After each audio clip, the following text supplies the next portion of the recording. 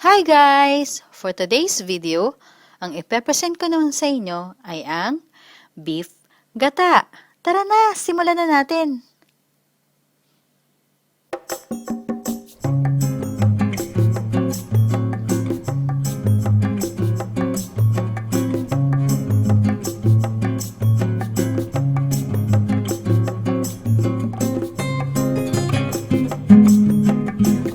So, ito yung mga sangkap na gagamitin natin. Una, ilagay natin ang baka.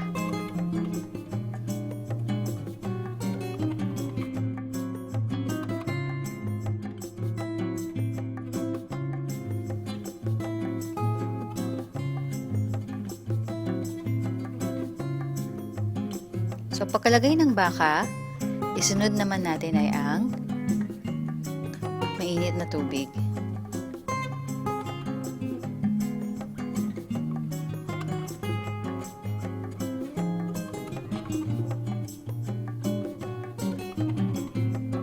Pagkalagay ng tubig, maglagay naman tayo ng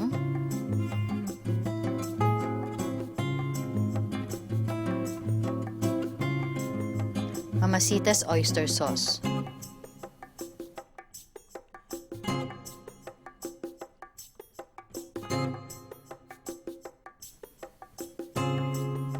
So, ayan na. Kumukulo na siya. Isunod natin ang gata.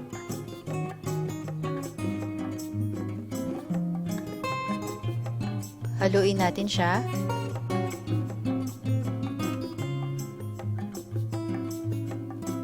At hayaan lang nating kumulo hanggang sa medyo lumapot na ang sabaw. So, nakikita nyo na medyo lumalapot na yung sabaw at nakikita natin na nag-iiba na rin yung texture niya. So, habang hinihintay natin kumulo, mag-isa tayo ng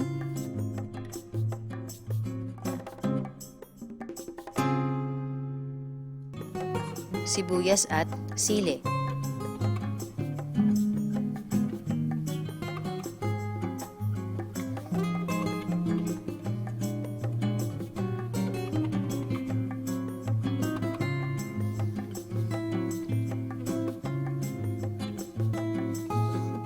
Sangkotsahin lang natin siyang mabuti para maluto yung sili at yung sibuyas.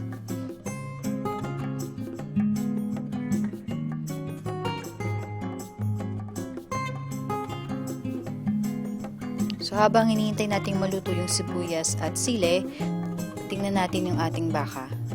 So, nakikita nyo na medyo lumalapot na siya. Pag naluto na yung sili at ang sibuyas, pwede natin siyang isalin sa pinakukuluan nating baka.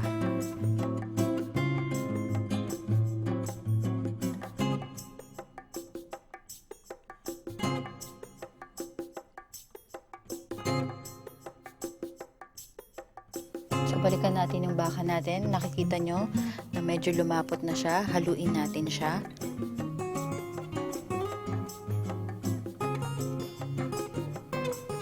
So, ayan. Pwede na natin ilagay yung ginisa nating sibuyas at sili. So, ito lang yung recipe na to. Napakadali, napakatipid. So, pwede nyo siyang itry sa bahay ninyo.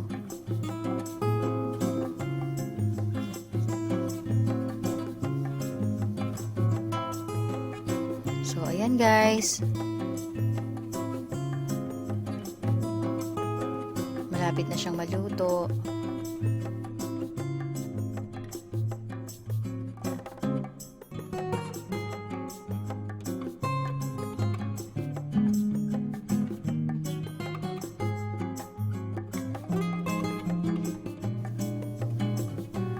Takpan natin siya ulit. So, ayan na.